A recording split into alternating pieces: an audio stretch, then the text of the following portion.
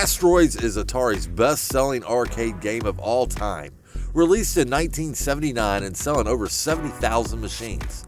It's an addicting game as you navigate your spaceship shooting and destroying asteroids and space saucers, without being hit by the saucer's rays or colliding with other asteroids.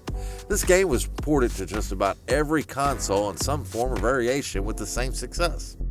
In 1979, there was a small company in Maryland called Amusement World. This was owned by Stephen Hallniker.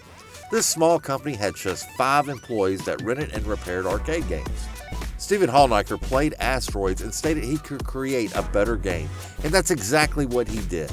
And he presented Meteors to the 1981 Second Annual Amusement Operators Expo.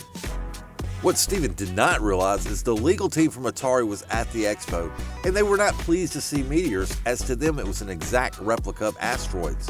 And 8 months later, Atari is suing Amusement World for copyright infringement. During the trial, it was determined that the printed circuit board had been provided by Venture Line Incorporated.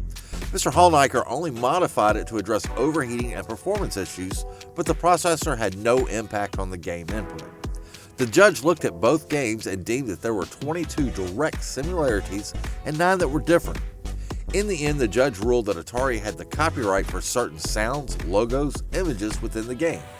What Atari could not copyright is the idea of a game, meaning no copyrights to asteroids, spaceships, or missiles.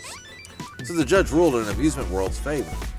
And what I find interesting is after the lawsuit, Amusement World never produced any more video games, and Stephen Hallniker went on to develop video poker software and poker machines. The game Meteors got a new name and a new owner from Venture Line Incorporated.